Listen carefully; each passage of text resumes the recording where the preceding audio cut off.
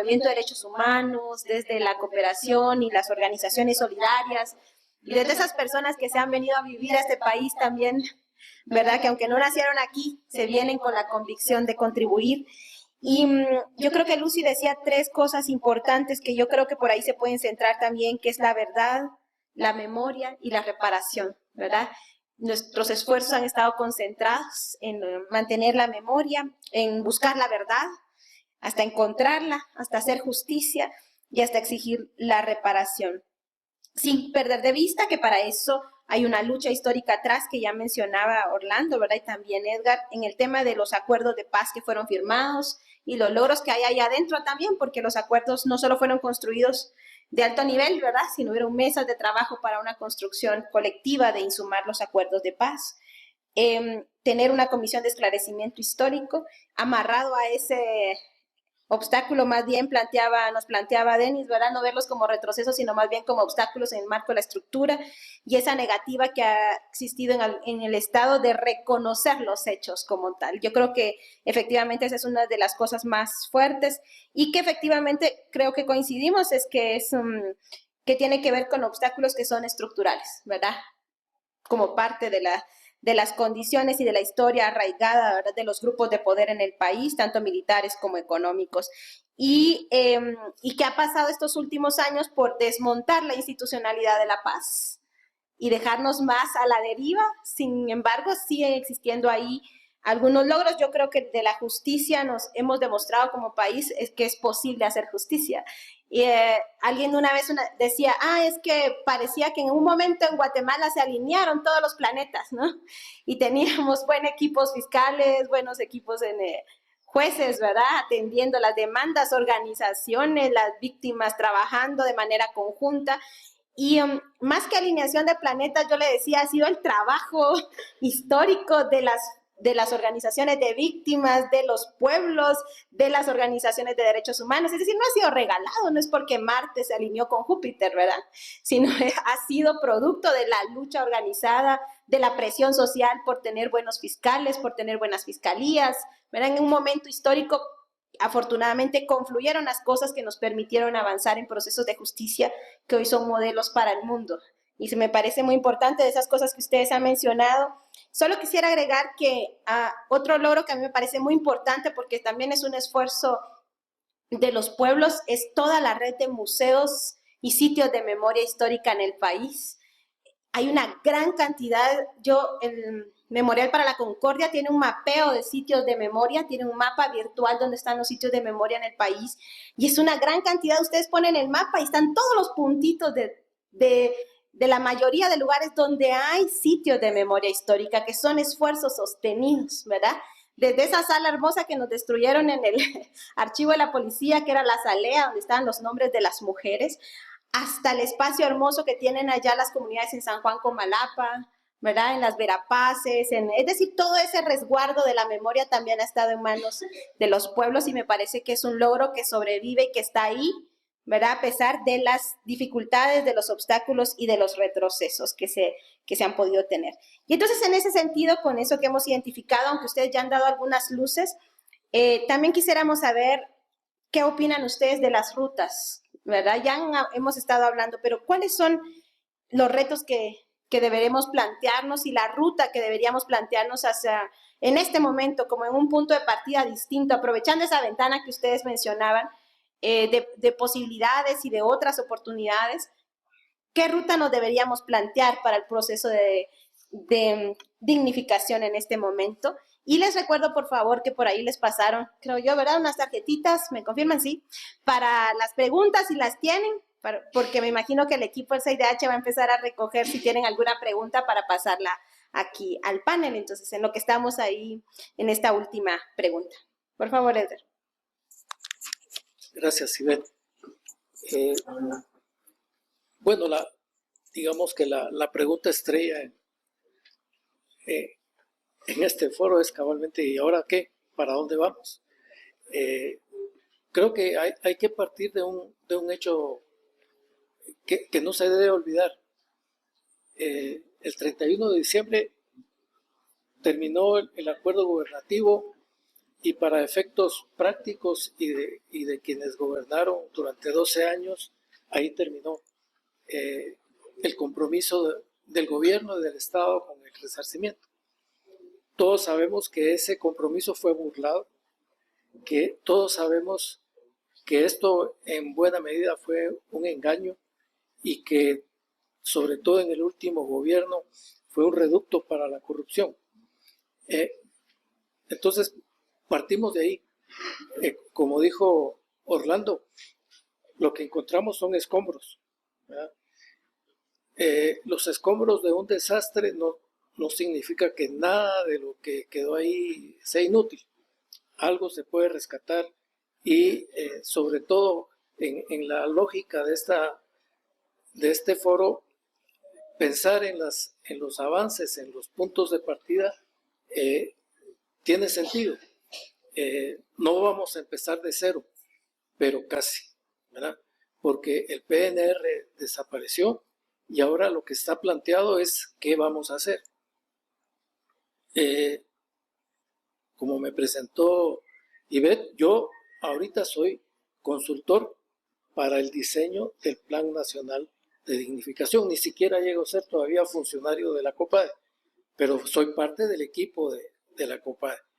Y estamos en eso comprometidos, incluso desde antes de la toma de posesión empezamos a hacer, a recabar información, entrar en contacto con los actores, bastantes están aquí con estos actores, y con la idea de cómo construir algo que para empezar nosotros definimos así como un Plan Nacional de Dignificación.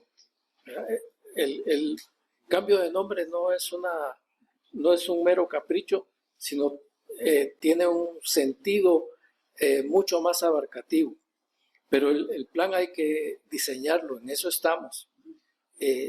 Y este plan, a juicio nuestro, tiene que construirse, como lo dijo en su momento allá en la merced del presidente Arévalo, con las víctimas. Nada sin contar con el aporte, la sugerencia, el compromiso de las víctimas. Tenemos varios desafíos. Un desafío técnico. Cómo concebir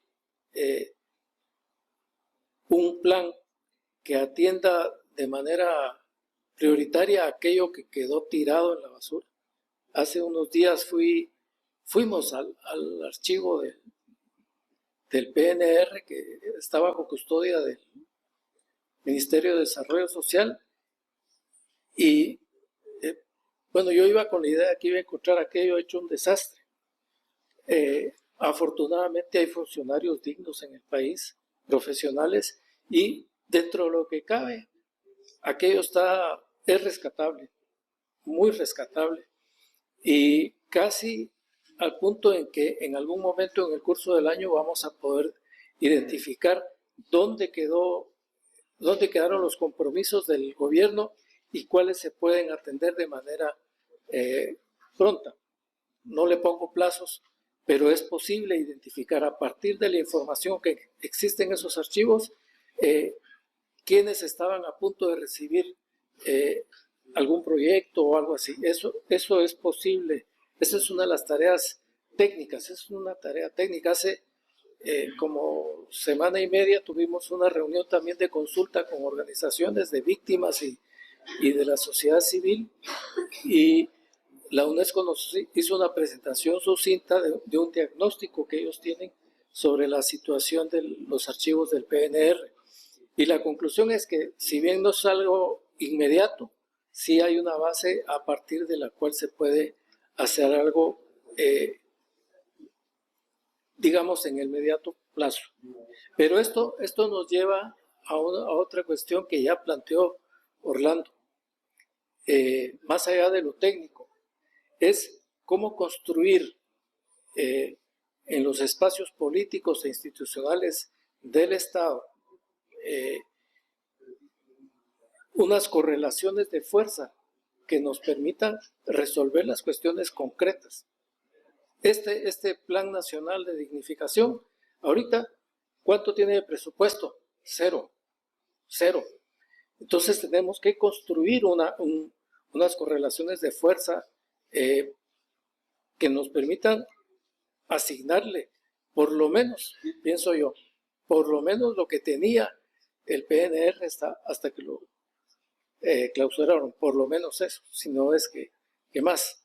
Pero esto no es una mera decisión técnico-burocrática, no es solo de que uno se vaya a meter al Ministerio de Finanzas y convenza al ministro de que nos den tal o cual cantidad de dinero, sino también hay espacios políticos donde, sobre todo en el Congreso, hay que contar con que esa coalición pro-democracia, le voy a llamar, que se ha ido medio estructurando en el Congreso, pueda asumir como parte de las tareas de la construcción o de la reconstrucción democrática del país la atención a las necesidades de las víctimas y de un plan nacional de dignificación.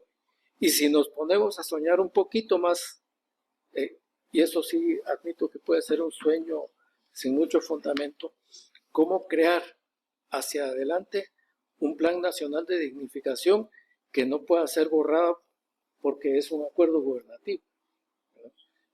No sé si hasta ahí podemos llegar en algún momento, pero por lo menos darnos la posibilidad de soñar con que desde el punto de vista legislativo se construya algo que dé durabilidad, sostenibilidad a los compromisos del Estado con las víctimas. De manera que el tema político es aquí clave, decisivo.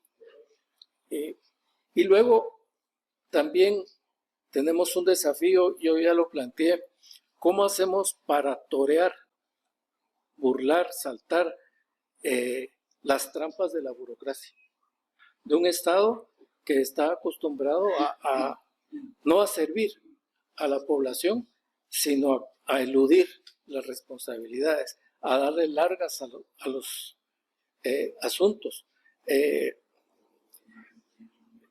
Precisamente pensando en esto, me puse a releer la novela de Gabriel García Márquez que se llama El coronel no tiene quien le escriba. Y ahí en esa novela García Márquez cuenta la historia de un veterano de la guerra civil en Colombia que se pasa 40 años esperando que le llegue la notificación de la pensión que el Estado había acordado entregarle. La burocracia es terrible y entonces un desafío nuestro es cabalmente cómo saltarnos o burlar o impedir que esos vericuetos burocráticos entorpezcan la voluntad política de atender las necesidades de las víctimas. Yo creo que por ahí, por el momento, si hay chance, después podemos hablar cosas muy puntuales. Gracias. Bien. Posibles rutas. Yo creo que hay que partir de algunos elementos que hay que tener para que esa ruta que se construya sea exitosa. Primero es la voluntad. La voluntad está encarnada en quien ejerce el funcionariado del Estado encargado de hacer cumplir esto. Es decir, acá deberíamos de hablar cuál es la voluntad política del gobierno del presidente Arévalo para el programa que le va a dar atención a las víctimas. ¿Quién encarna esa voluntad? Entonces, la encarna el funcionariado, en este caso, los que están en la COPADE, ¿verdad? Que es a los que ahí, yo no sé si va a mantener él el tema con el Ministerio de Desarrollo Social, pero de ahí empieza todo. ¿Por qué? Porque es la gente comprometida con que algo se haga, ¿verdad? Es decir, no dudamos de la vocación democrática del presidente, pero su vocación democrática debe estar en función de que voy a poner a fulano, sutano, a que él se haga cargo de esto y le voy a dar el apoyo y el respaldo. Ahí puso a Osvaldo, entonces Osvaldo tiene que ponerse al frente de esto y echarlo a andar. Eso es, Osvaldo viene de una trayectoria de trabajo en organizaciones de derechos humanos y pro justicia, entiende, ha estado, ha luchado, ha compartido, entonces uno espera que de él, pues esa voluntad no se puede cuestionar, ¿verdad?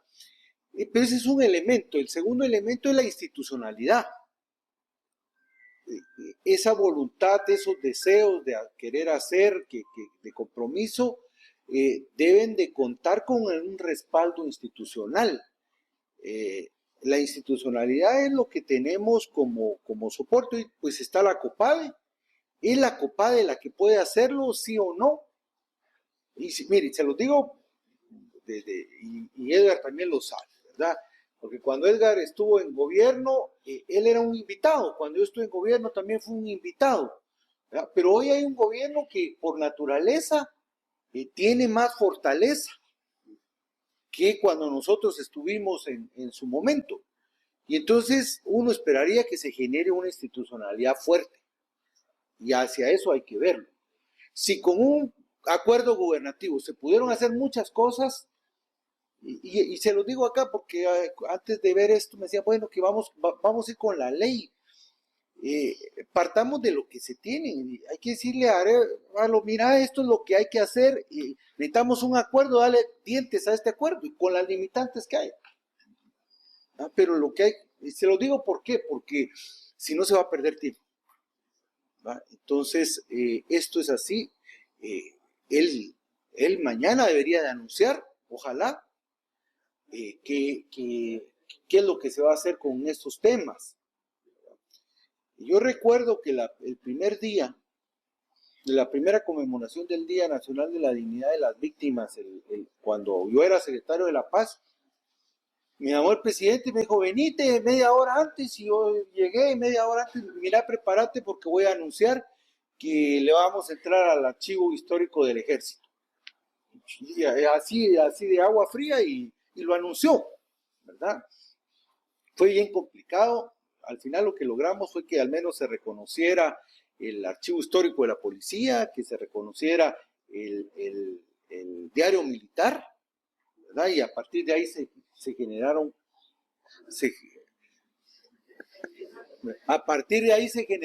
muchos temas. Buscamos al mal. Gracias a Dios, sí. Mencionadas.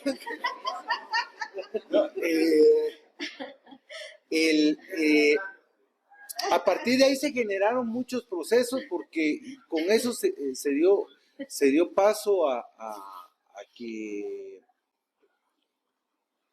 las sentencias devenidas del diario militar se pudieran obtener, pero en aquel momento nosotros teníamos la institucionalidad de la CEPAS, amarramos la COPRED y amarramos PNR, ¿verdad? Hoy tenés una COPADE que es comisión, ni siquiera es secretaría. ¿Qué connotación van a tener los temas de derechos humanos y de paz en el gobierno? Esa es la pregunta, ¿verdad? Él la tiene que responder, la gente, o hay que ayudarle a que la responda, ¿verdad? ¿Por dónde se le va a dar atención a las víctimas? Qué bueno que decís que encontraron ya algo, pero porque yo el año pasado fui a encontrar los archivos del PNR en una bodega allá en la zona 18, en unos baños, y fue por la denuncia que yo hice que hicieron el tema de tratar de rescatar esos archivos. ¿Cuál va a ser esa institucionalidad? Y que no se haga bolas el gobierno, y así hay que decir. Las herramientas que él tiene es un acuerdo gubernativo, y si va a durar 4 años, pues que esos 4 años sean bien, y si lo dejamos, pues hacia adelante se ve que se hace. Si se puede hacer una ley, pues qué bueno, pero sí, hay que partir de lo que se tiene y de las decisiones. El poder presidencial en Guatemala es muy grande, ¿verdad? Y no tiene excusas para no hacerse. Y cuando no lo hacen es porque no quisieron, y cuando lo hacen es porque quisieron. Entonces hay que centrar en ese tema. Creo que mañana los discursos de las víctimas deben de ir hacia eso, también a pedirle al presidente, que tiene una vocación democrática, que tiene una trayectoria democrática, que es producto de una lucha democrática, que logró tomar posesión producto de una lucha democrática, para que haya ese compromiso ahí. El tercer elemento, llevamos voluntad, que creemos que está ahí, llevamos institucionalidad, que hay que fortalecerla y hay que ver cuál va a ser, ¿verdad? El tercer elemento es presupuesto. Mucha voluntad, pero si no hay presupuesto para ejecutar lo que se tiene que hacer, no se avanza mucho, ¿verdad? Y no hay que conformarse con eso, Edgar. Lo que planteas del último, cuando nosotros logramos en aquel momento un presupuesto de alrededor de 300 millones anuales para el PNR, en aquel momento, cuando el presupuesto era de 50.000 millones de quetzales, hoy el presupuesto es de 116.000 millones de quetzales, y el gobierno va a ir porque le ampliemos otros 10.000 millones de quetzales al Congreso de la República. Y ahí sí yo me comprometo con ustedes, yo voy a ver que se le asignen recursos en esa ampliación que va a llevar el gobierno en el Congreso de la República, para que lo que vaya a hacer, lo que pasa es que no sabe ni a qué es a lo que hay que asignarle recursos ahorita, si es a la COPADE, si es al Ministerio de Desarrollo Social, eso debería de ir ahí. Ahorita ni siquiera va en la propuesta. Nosotros sí podemos ver eso. Yo me comprometo a que eso lo podemos hacer desde el Congreso y ver que lo que salga del Congreso lleve una asignación, pero necesitamos saber a qué es a lo que se le va a poner recursos, ¿verdad? Porque eso es importante. Yo no esperaría un marco legislativo en el tema de la institucionalidad, porque es embrecar, es enredar el tema. Más bien con el presidente, con sus herramientas, que son acuerdos gubernativos, que ahí haga lo que tiene que hacer y que pida el presupuesto que tiene que hacer. Yo creo que podemos hacer esto y asignar los recursos en el Congreso para que la COPADE, o no sé si va a ser el Ministerio de Desarrollo, o si le va a dar connotación de secretaría a la COPADE. Miren, cuando nosotros estábamos, el proyecto original, porque fue pensado, era que se creara una Secretaría de Derechos Humanos y Paz, no una comisión. ¿Por qué la Secretaría de Derechos Humanos? Porque la categoría de derechos humanos es más permanente que la de la paz, que estaba muy pensada en el tema de cumplimiento de acuerdos de paz, pero el presidente puede hacer eso y hay que darle. Si se lograron en aquellos momentos en las que nosotros como invitados íbamos y hacíamos las gestiones con el presidente, ahora que tiene su gobierno de una naturaleza con mayor perfil democrático, creo que se puede hacer. Nosotros sí podemos ver el tema presupuestario y apoyar en eso. El cuarto, llevamos voluntad, llevamos institucionalidad, llevamos presupuesto. El cuarto elemento es la contraparte social, ¿verdad? Que esta contraparte son las víctimas y sus organizaciones. Hay que fortalecerlas, hay que acompañarlas. Ahí creo que la cooperación también tiene que ver esto, en el marco de acompañar a las organizaciones, acompañar a las instituciones que están haciendo esto, porque sin una contraparte social fuerte, difícilmente el gobierno va a tener el acompañamiento. Ahorita hay que plantearse acompañar. Yo creo que en este momento el gobierno goza de esa credibilidad y hay que procurar que esto se dé. Para estos temas yo no dudo, el gobierno va a ser de puertas abiertas, ¿verdad? Pero también queremos concreciones, deben de plantearse eso y hay que fortalecer las instancias sociales, en este caso de las víctimas y de organizaciones pro justicia y derechos humanos para que esto se dé. Y hay que evitarle que vengan con subterfugios, ¿verdad? Sobre todo por los casos que están en el sistema interamericano de derechos humanos, ¿verdad?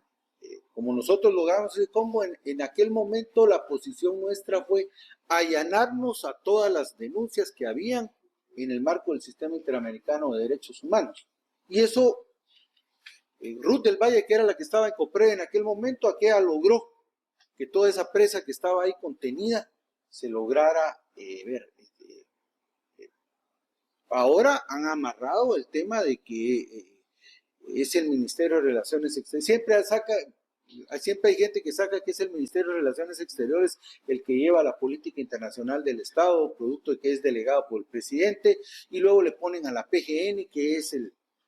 Ahí hay que lograr que el presidente le dé la potestad al PGN, o que le dé la instrucción al PGN para que quien lleva los casos de derechos humanos sea la COPADE, ¿verdad? En representación, una delegación de firma y de representatividad, y eso se va, y uno esperaría que así funcione, porque también hay muchos casos en el sistema interamericano de derechos humanos. Guatemala es uno de los usuarios más grandes en ese marco, pero además están todos los casos ahorita de toda la gente que tuvo que salir al exilio, ¿verdad? Y ahí hay que tener una representación. Entonces yo plantearía esos 4 elementos, plantearía voluntad, ¿verdad? Que yo sé que hay voluntad en el nuevo gobierno. Institucionalidad, hay que crear una institucionalidad fuerte que sea la que... y hay que partir de lo que se tiene y de las posibilidades que se tiene. Presupuesto, hay que asignar los recursos presupuestarios para que las políticas y los programas caminen. Nosotros podemos ayudar con eso. Y el cuarto es el fortalecimiento de la contraparte social, en este caso de las organizaciones de víctimas de derechos humanos y pro justicia en el país. Yo eso plantearía. Gracias. Tenemos todavía un problema ahí con el audio, pero les pedimos seguir usando el micrófono porque está ahí el micrófono con el que se está grabando el panel, así que, aunque sea simbólico, porque ahí está amarradito el microfonito. Ok, muy bien. ¿Se escucha? Sí, muy bien. ¿Ya? Ok, perfecto. Pues para hablar de la ruta hacia adelante en relación con la dignificación, también voy a mantenerme en lo que estamos trabajando concretamente como fondo. Antes, cuando hablé de los avances en los distintos derechos que se entiende como parte de la dignificación, no mencioné el tema del Programa Nacional de Resarcimiento porque efectivamente el fondo no ha tenido una vinculación mediante ningún proyecto en el pasado con el programa como tal, ¿verdad? Sin embargo, en los últimos 2 años empezamos a tener una apertura, un diálogo con el Ministerio de Desarrollo Social, en donde estuvo el programa hasta diciembre, como sabemos, y el acercamiento con la institución en esos últimos 2 años, junto con el alto comisionado, se produjo a partir de la preocupación por la situación del programa, que sabemos que fue parado durante este periodo, y una preocupación específica acerca de la situación de los archivos, que sabemos que habían sido trasladados a la capital después del cierre del PNR en CEPAZ en su momento.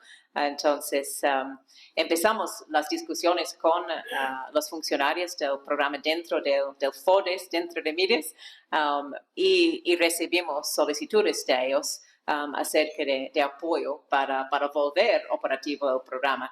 Y entre los temas que vimos era primero el tema de la institucionalidad que ha mencionado Orlando, el tema de que dentro del MIDES estaba inoperativo el programa por los obstáculos financieros, administrativos, institucionales, que no encontraba la manera de volverse operativo y ejecutar los fondos que sí tenía asignado. Entonces hubo una solicitud para un apoyo en ese aspecto institucional del MIDES en ese momento.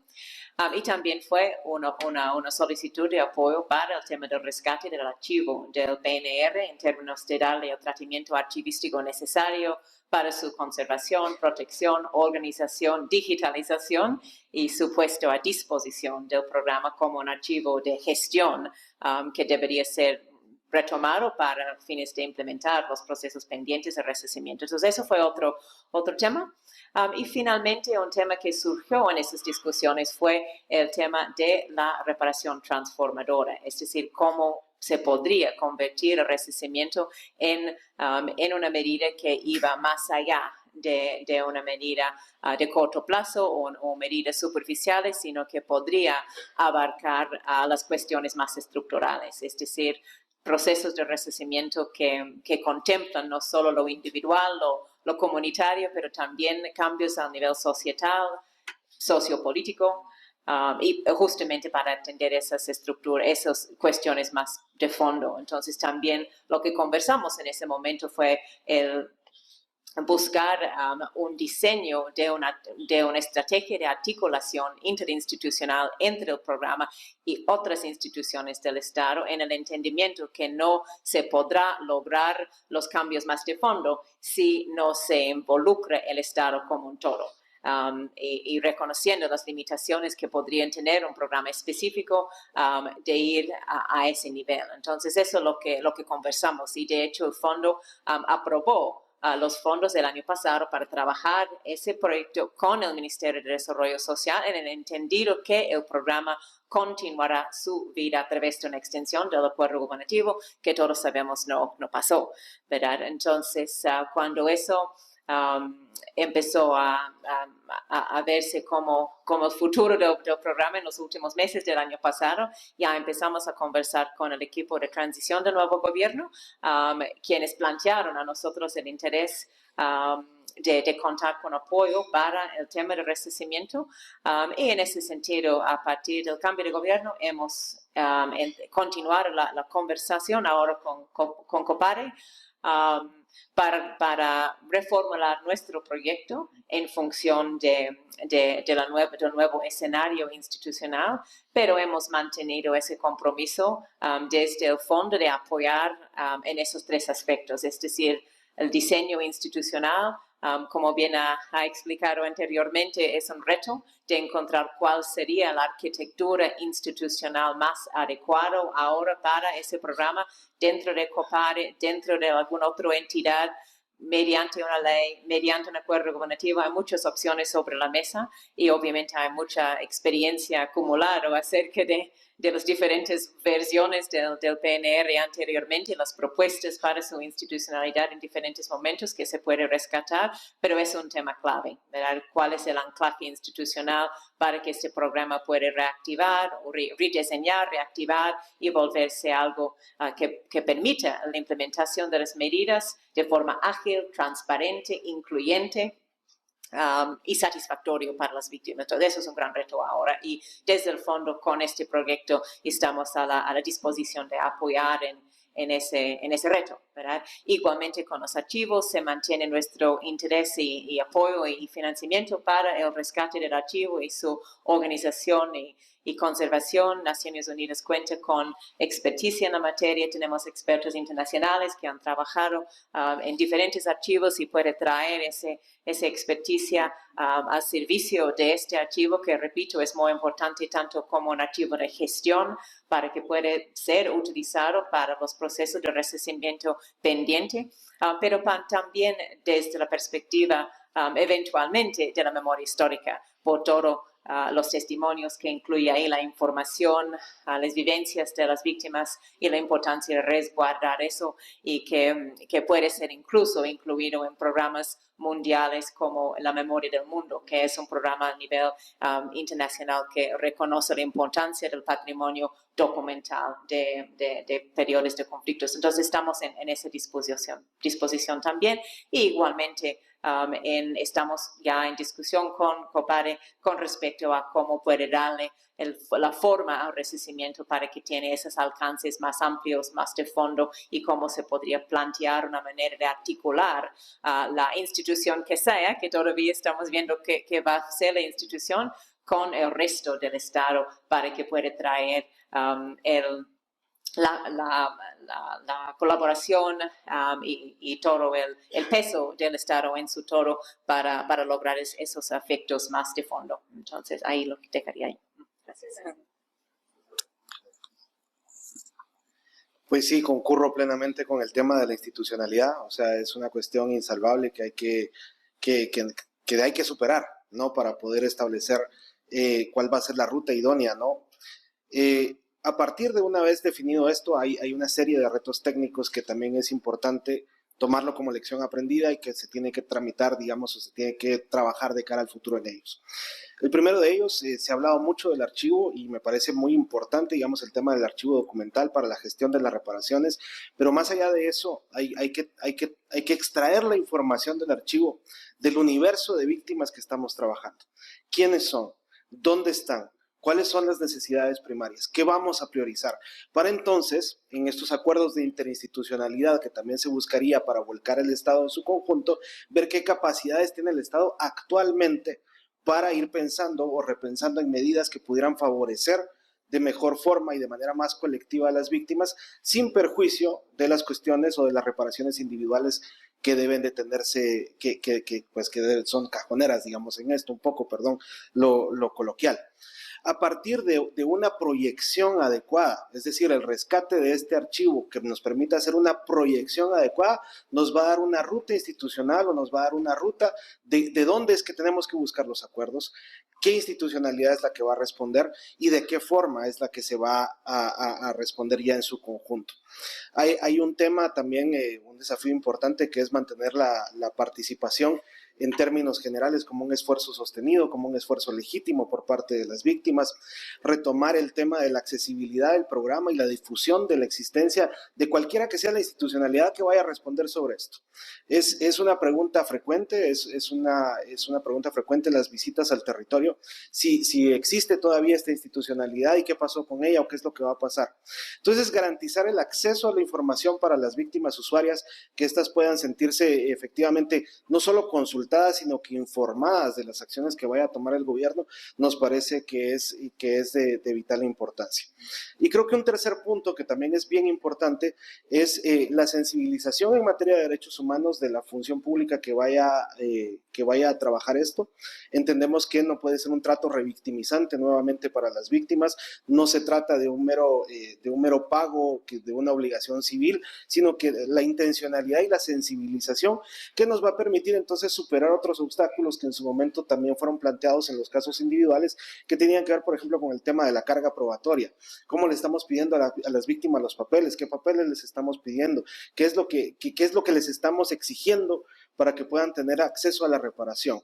Y ahí digamos que un replanteamiento, digamos, de la carga probatoria en el programa, de cumplir con esta dimensión procesal de un debido proceso también en la reparación, porque la reparación en el fondo pues es efectivamente la restitución de lo que perdimos, ¿no? La reparación del daño.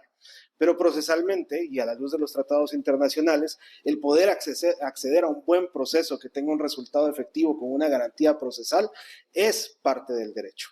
Entonces, rediseñar el tema del proceso con una proyección clara, ¿verdad?, que nos permite identificar dónde están los acuerdos y las capacidades estatales con las que se puede empezar a responder sin perjuicio, digamos, de perseguir esto a un más alto nivel o a un más alto alcance, me parece que son elementos esenciales de un punto de partida para un rediseño de una política, de un plan, de un programa, cualquiera que sea la denominación nacional de reparación y de dignificación para las víctimas del conflicto armado interno. Muchas gracias. Veo que hay muchas preguntas, entonces voy a tratar de ser muy breve en esta última parte, que es la parte sustantiva, ¿verdad? Es decir, ¿qué hacemos ahora en este momento y hacia dónde vamos? Me parecen muy atinados los puntos que ha mencionado Orlando en cuanto a la voluntad, a definir una institucionalidad, el presupuesto y aprovechar lo que ya existe, la base, ¿verdad? La experiencia que ya se ha tenido. En términos de institucionalidad, solo agregar que sí, me parece que lo más práctico es inmediato, más rápido y viable en este momento es un acuerdo gubernativo. Y en el Congreso, pues, luchar por los presupuestos, ¿verdad? Entonces, ahí también nos alegra escuchar que hay disposición de Orlando de apoyar para empujar el presupuesto necesario para la institucionalidad. Yo agregaría solamente a estos elementos que él ha mencionado el tema de la priorización. Creo que es importante priorizar, no es posible hacer todo.